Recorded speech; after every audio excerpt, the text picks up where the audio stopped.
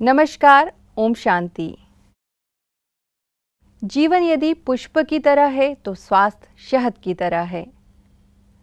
किसी ने खूब कहा है कि केवल जीना ही महत्वपूर्ण नहीं है, बल्कि जीवन का खुशनुमा होना भी बेहद ज़रूरी है। और हम खुश तभी रह सकते हैं जब हमारे पास बेहतर स्वास्थ्य है। तो चलिए बात करते हैं फिट एंड फाइन में आपके स्वास्थ्य की। और आज का विषय है एसिडिटी। और हमारे साथ मौजूद हैं डॉक्टर सतीश गुप्ता जी। तो चलिए स्वागत करते हैं डॉक्टर साहब का। नमस्कार डॉक्टर साहब, बहुत बहुत स्वागत है आपका फिट एंड फाइन में। नमस्कार डॉक्टर साहब, एसिडिटी की बीमारी आजकल एक कॉमन प्रॉब्लम हो गई है। तो ये एसिडिटी क्या है और किस वजह से होती है? एसिडिटी जिसे आम भाषा में GERD कहते हैं, गैस्ट्रो ईसोफेजियल रिफ्लक्स डिजीज जी। अर्थात एसिड जो होता है पेट में, जो स्टमक में जो एसिड होता है, वो आपकी जो ग्रास नली है जो कि आपके मुख से जो स्टमक से कनेक्ट करती है उसको ईसोफेगस कहते हैं।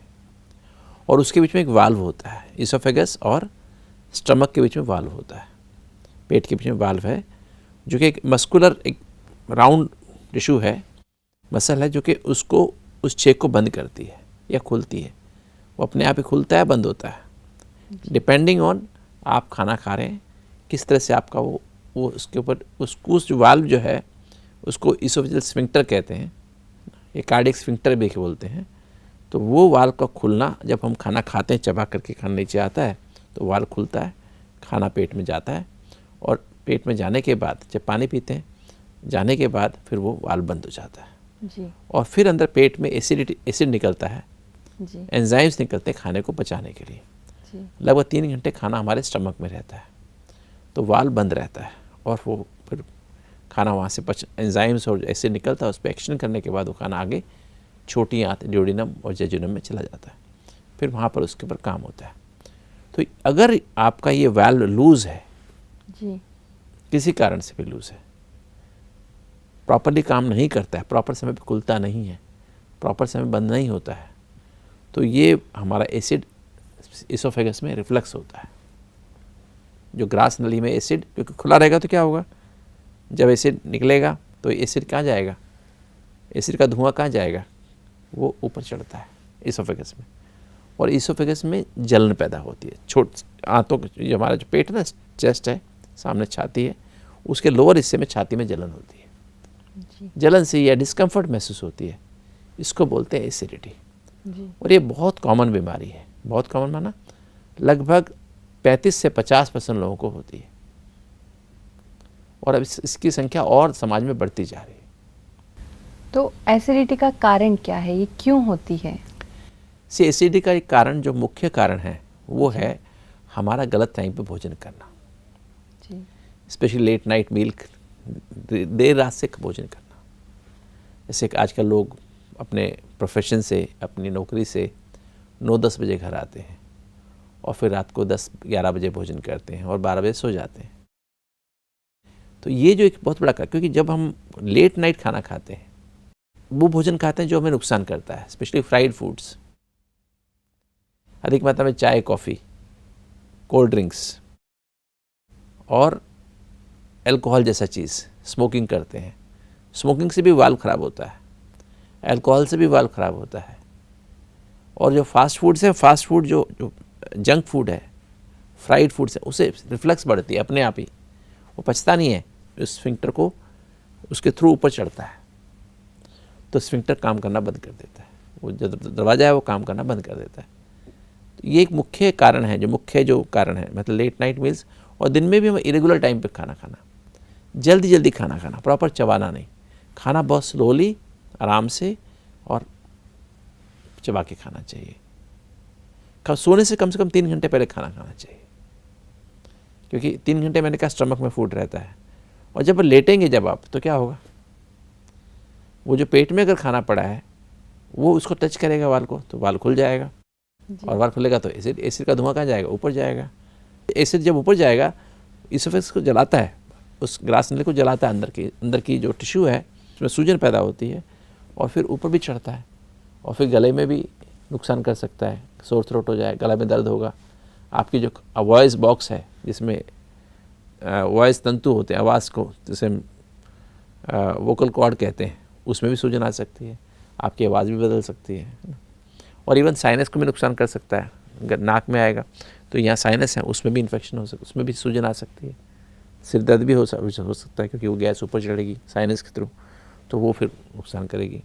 तो ये जो है ऐसी बीमारी है जो कि हमारे ही गलत जीवन शैली से है कनेक्टेड है। और ये गलत जितना हमारी जीवन शैली गलत होती जा रही है जी। उतना ये बीमारी बढ़ती जा रही है। जी। एक दूसरा कारण इसका मोटापा भी है, ओबेसिटी भी है। जी। क्योंकि जब पेट मोटा हो जाता है, जब पेट मोटा होता है तो क्या होता है, वो जो है आपका पेट जो है वो इसोफेगस का जो वाल्व जो है वो खुला रहेगा, क्योंकि प्रेशर डायफ्राम के अंदर वो छेक होता है ना। जी।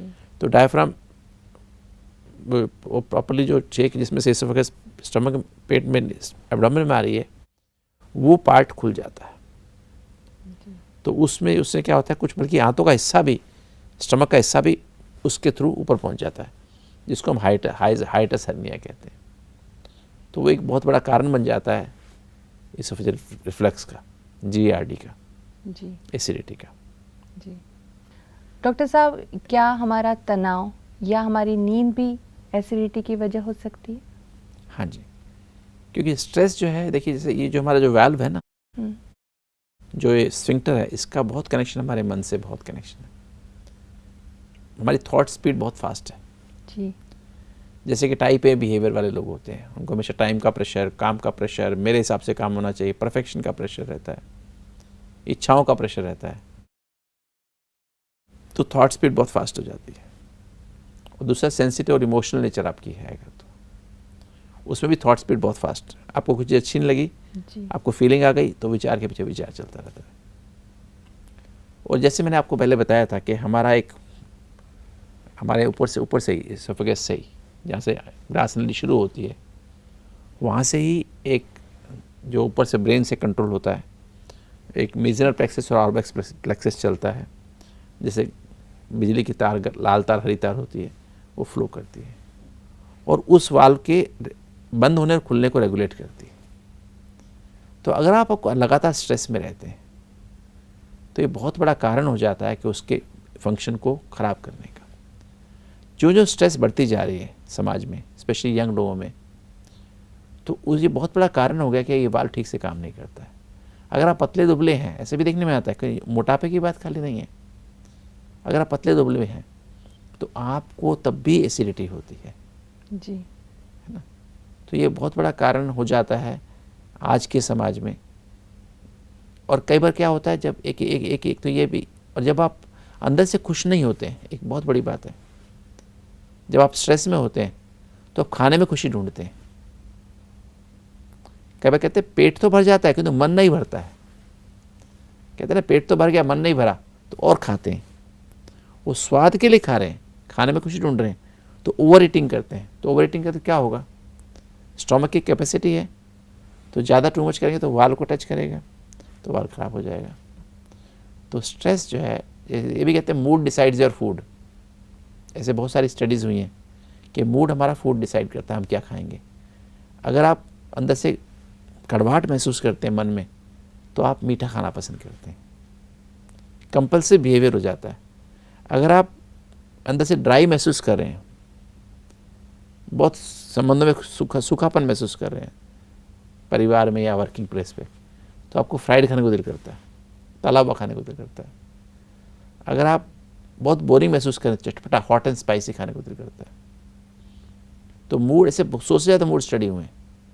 तो बहुत बड़ा कनेक्शन है GERD, एसिडिटी और आपके स्ट्रेस में, mood changes are responsible indirectly and directly both ways for causing this acidity. जी, अगर एसिडिटी होती है तो इसको कैसे डायग्नोस किया जा सकता है? बेसिकली से कुछ टेस्ट हैं जो हम कर सकते हैं। जैसे एक अपर GI एंडोस्कोपी होती है जी, तो उसमें हम एक ट्यूब डालते हैं, फ्लेक्सिबल ट्यूब होती है, उसका कैमरा लगा होता है, उसके द्वारा हम अंदर जाते हैं, इसोफेगस को देख सकते हैं और अंदर फिर स्टमक में देख सकते हैं। और कई बार हमें ये जो रिफ्लेक्स होती है वो नज़र नहीं आएगी कि तो उसकी वजह से सूजन जो आई ना ट्यूब में, इन्फ्लेमेशन जो आई है वो दिखाई दे जाएगी। जी। अगर कोई इसोफेगस में अल्सर बना वो भी दिखाई देगा, स्टमक में भी कोई अल्सर बना हो तो दिखाई देगा, ड्यूडेनम में अल्सर बना दिखाई देगा, जी। उसमें सूजन है, अगर कोई स्वेलिंग है, इन्फ्लेमेशन है, गैस्ट्राइटिस से दिखाई देगा, वो हम देख सकते हैं।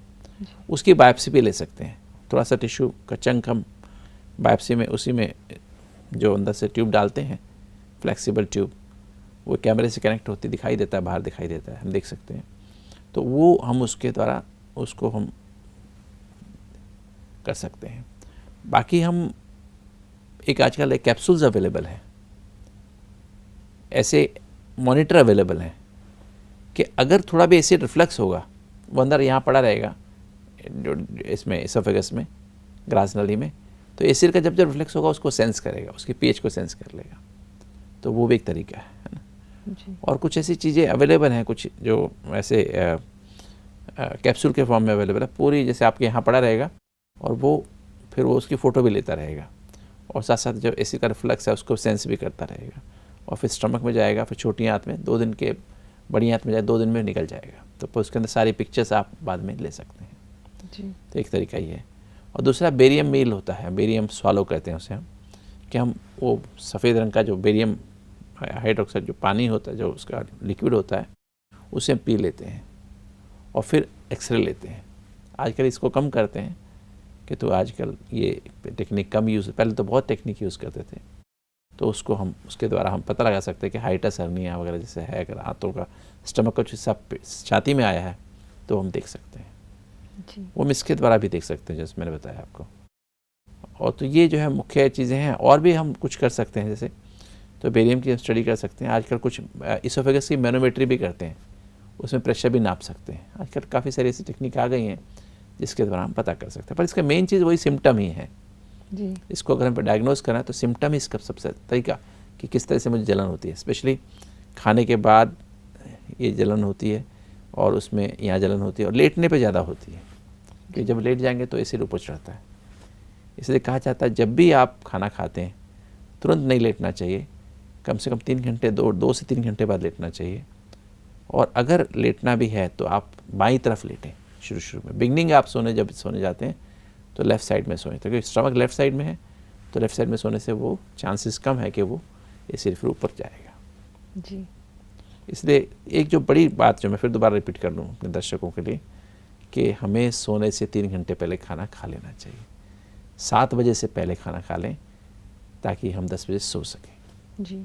आपने खाने की बात की, तो अगर एसिडिटी है तो इसका खान पान से भी कुछ रिलेशन है, या किस तरह का खान पान हो एसिडिटी में? जैसे खाने की तो हमने पहले भी बातें की हैं। खाना जो है हमारा, जैसे वंस अगेन खाना, जैसे फ्राइड फूड्स हमें नहीं खाने चाहिए, जी। जो रिफ्लेक्स पैदा करते हैं ऐसे फूड नहीं खाना चाहिए, और टाइम पर फूड खाना चाहिए। जैसे high fibre, low fat, high fibre food खाना चाहिए, जिसमें ज़्यादा मात्रा में वेजिटेबल्स हों, सलाद हों, फ्रूट्स हों, और खाने को प्रॉपर्ली च्यू करना बहुत ज़रूरी है। अगर हम बड़े बड़े टुकड़े ऐसे गल्प कर जाते हैं बिना चबाए तो वो तो डेफिनेटली पचेंगे नहीं, रिफ्लेक्स पैदा होगी। तो ये हमें ध्यान रखना चाहिए। क्या नहीं खाना चाहिए?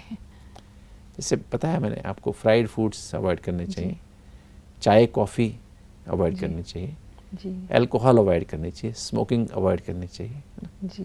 क्योंकि ये सब चीज़ें हमें नुकसान करती हैं। और हमें जो है फूड्स में, जैसे हमें एक स्पेस, प्रॉपर फूड की स्पेसिंग बहुत ज़रूरी होती है। कई लोग सारा दिन खाते ही रहते हैं। जैसे हमने अगर सुबह ब्रेकफास्ट किया 8 बजे, तो 3 घंटे बाद फल खा सकते हैं, खाना चाहिए रादर, फ्रूट टाइम 11 बजे फल खा सकते हैं। फिर 11 बजे के बाद फिर हम लोग फिर फल खाने के 2 घंटे बाद हम लंच कर सकते हैं, 1 बजे लंच कर सकते हैं। उसमें भी कोर्सेज होने चाहिए। कोर्सेज में ना, जैसे पहले हमने सलाद खाया, कई लोग क्या करते हैं, खाने के साथ सलाद खाते हैं, बीच में खाना खाते रहते हैं, सलाद खाते रहते हैं। कई लोग खाने के बाद सलाद खाते हैं, गलत है। पहले आप कोर्सेज के रूप में, पहले सुबह भी आप ब्रेकफास्ट करते हैं तो पहले सलाद खाइए, पूरा सलाद ख़त्म कर लीजिए। फिर आप अंकुरित जो मूंग मेथी खाइए, फिर दलिया खाइए, चपाती सब्जी खाइए, है ना। कई लोग सब कुछ मिक्स कर लेते हैं, है ना, बीच में कुछ सलाद का पीस खाएंगे, फिर कभी अंकुरित खाएंगे, ऐसा नहीं। क्योंकि हमें अंदर सेंसर है ना, हर चीज़ को सेंस किया जाता है। ऐसे लंच करते हैं तो पहले सलाद खाइए, फिर आप उसके बाद सब्जी रोटी खाइए, साथ में दही वगैरह ले सकते हैं। सलाद पहले ख़त्म कर लेना चाहिए, है ना। जी इस तरह से होना चाहिए। डिनर में भी ऐसे ही करना चाहिए, पहले जी सलाद तो शाम को नहीं खाते हैं, सूप पहले पी लीजिए, फिर सब्जी रोटी खाइए। जी। रात को सोने के समय 9 बजे, और रात का फूड 6-7 बजे के बीच में हो जाए तो बहुत बेस्ट है। और रात सोते समय आप दूध जरूर पी सकते हैं, 1 कप दूध पी सकते हैं। डॉक्टर साहब, अगर किसी को एसिडिटी हो जाती है तो किस तरह से इसके बचाव किया जा सके, कैसे प्रिवेंशन किया जा सके? एक तो इसमें जैसे मैंने कहा, एक तो हमारा जैसे फूड हमें चेंज करना चाहिए। जी दूसरा, टाइमिंग हमें ध्यान रखनी चाहिए, खाना चबा चबा खाना चाहिए। ऐसे फूड जो एसिडिटी पैदा करते नहीं करने चाहिए। अगर आपको एसिड रिफ्लक्स हो रहा है तो आपको सिर की तरफ थोड़ा बेड ऊंचा कर सकते हैं, 20 डिग्री सिर की तरफ ऊंचा कर दीजिए, है ना। तो आपको जैसे हॉस्पिटल बेड होते हैं ना, आजकल ऐसे अवेलेबल हैं अब आप ऑनलाइन जाके गूगल करके आप पता कर सकते हैं, वो ज़्यादा कॉस्टली भी नहीं होते जी। 1000-1200 रुपये में आ जाते हैं। तो आप सिर की तरफ उसको अपनी कंफर्टेबल हिसाब से बेड पे लगा सकते हैं और उसको सिर की तरफ लगा लें तो उस कंफर्टेबल लेवल से आप सो सकते हैं जी। फिर इसमें अपनी एंडोस्कोपी मैंने बताया, एंडोस्कोपी करा सकते हैं, बेरियम मील या बेरियम स्वॉलो करा सकते हैं, है ना। वो जो मैंने बताया कि अंदर से जो एसिड को जो नाप लेता है, कितना एसिड किस समय रिफ्लेक्स होता है, उसको देख सकते हैं जी। अगर आपको हाइटस हर्निया तो नहीं, वो टिश्यू बायोप्सी कर सकते हैं अंदर से जी। उसमें देख सकते हैं कोई और प्रॉब्लम तो नहीं है जिसके कारण से ऐसा हो रहा है ना। अगर कहीं स्फिंक्टर बन गया, कहीं हमारे इसोफेगस में कई बार क्या होता है, ऐसे टिश्यू जो होता है सिकुड़ जाता है पूरा, तो वो भी हम देख सकते हैं ना। तो वो अगर कई बार कैंसर, प्री कैंसरस एरिया पैदा हो जाता है एसिड की वजह से, उसको भी हम देख सकते हैं जी। उसकी बायोप्सी करके। डॉक्टर साहब, अगर एसिडिटी हो जाती है तो किस तरह से इसका ट्रीटमेंट किया जाता है, क्या क्या ट्रीटमेंट अवेलेबल है? पहले तो कुछ एंटासिड्स अवेलेबल है, कुछ तो हमने लाइफस्टाइल मॉडिफिकेशन, जैसे मैंने बात की ऑलरेडी की, लाइफस्टाइल मॉडिफिकेशन कर लेना चाहिए। टाइम पर भोजन करना, क्या खाना है क्या नहीं खाना हमें पता होना चाहिए, जी। है ना। और डेली वॉक करना, अगर आप पेट मोटा है तो कुछ पेट की एक्सरसाइज करिए, अपना वेट घटाइए, है ना। और स्ट्रेस से भी फ्री हो जाए, क्योंकि बहुत इंपॉर्टेंट, मेडिटेशन का बहुत बड़ा रोल है इसमें। जी। ये नॉन फार्माकोलॉजिकल ट्रीटमेंट है। लाइफस्टाइल मॉडिफिकेशन करना बहुत बहुत आवश्यक है। अपने स्ट्रेस को दूर करिए, अच्छी नींद करिए, प्रॉपर नींद, समय पे सोइए, प्रॉपर समय पे उठिए, प्रॉपर समय पे खाना खाइए। फिर कुछ एंटासिड्स हैं जो एसिडिटी को कम करते हैं, वो एसिड उसके लिए प्रॉपर समय पर, जैसे कुछ एसिडिटी को कम करने वाले फूड हैं, दवाइयाँ हैं जो हम खाने से पहले लेते हैं, 2 घंटे पहले ले सकते हैं। वो एक तरह का मलहम का काम करते हैं, पूरी इसोफेगस पे भी और अंदर स्टमक में भी लाइनिंग हो जाती है, तो एसिड थोड़ा कम निकलता है ना। जी। फिर कुछ दवाइयाँ, ऐसी कुछ दवाइयाँ हैं जो के अंदर से जो एसिड निकलता है ना, उसकी अमाउंट कम कर देते हैं। ऐसी दवाइयाँ अवेलेबल हैं, वो दवाई हम ले सकते हैं ना, वो H2 ब्लॉकर्स कहते हैं उनको। जी। फिर कुछ और दवाइयाँ हैं जिनको प्रोटॉन पंप इनहिबिटर्स कहते हैं, वो दवाइयाँ हैं, उसकी डिफरेंट तरह की दवाइयाँ अवेलेबल हैं। वो खाने से पहले लेनी होती हैं, किस तरह से लेनी होती हैं, वो फिर डॉक्टर आपको अकॉर्डिंग टू योर सिम्टम्स वो आपको बताएंगे कैसे आपकी दवाई लेनी चाहिए, है ना। जी। तो उसकी तरह से वो दवाइयाँ ले सकते हैं।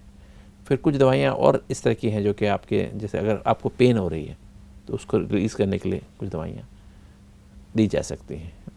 उसमें कई बताया ना एंटासिड्स, जो मैं आपको बताया ना एंटासिड्स बताए, और कुछ मैंने बताया जो एसिड का निकलना ही कम कर देते हैं। कुछ एरिया में जो स्पैज़म हो रहा है उसको जो है उसको पेन को कम करने की दवाइयाँ होती हैं जो कम कर सकती हैं।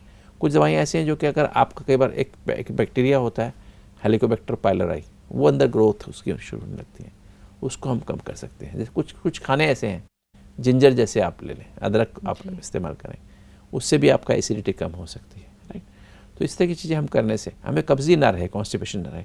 अगर आपकी आंतें स्लो हैं तो कॉन्स्टिपेशन रहती है, तो उसकी भी दवाई, प्रॉपर पेट साफ हो तो फिर कब्जी, फिर एसिडिटी कम हो सकती है जी। और तो मतलब जो बेसिकली हम अपने आप को ओवरऑल, अगर हम रेगुलर मेडिटेशन प्रैक्टिस करें, खुश रहें, कहते हैं खुशी जैसी खुराक नहीं, खुशी का बहुत बड़ा रोल है पूरी आंतों के मूवमेंट में, इसोफेगस जो स्फंक्टर है उसको काम करने में। जी। हम बहुत ज़्यादा फीलिंग सेंसिटिव ना बने, बहुत ज़्यादा जल्दीबाजी ना करें, धीरज रखें, हर बात पेशेंस रखें, तो पेशेंट नहीं बनेंगे जी। फीलिंग प्रूफ बने तो हमारी खुशी बनी रहेगी, तो हमारी आंतों में हाजमा अच्छा होगा, हमारा स्फंक्टर अच्छा काम करेगा, इसोफेगस के मूवमेंट अच्छी होंगी, तो हम एक अच्छा जीवन जी पाएंगे। जी। तो डॉक्टर साहब, आज एसिडिटी के बारे में आपने इतनी महत्वपूर्ण जानकारियाँ दी और इसके ट्रीटमेंट के बारे में बताया, साथ ही आपने खान पान के बारे में बताया। आपका बहुत बहुत धन्यवाद। नमस्कार। नमस्कार जी। तो दोस्तों, आज हमने बात की एसिडिटी के बारे में। एसिडिटी क्या है और इसके क्या लक्षण हैं और किस तरह से इससे बचाव किया जा सकता है। अगली बार एक नए एपिसोड में हम एक नए विषय के साथ आपसे रूबरू होंगे। ओम शांति।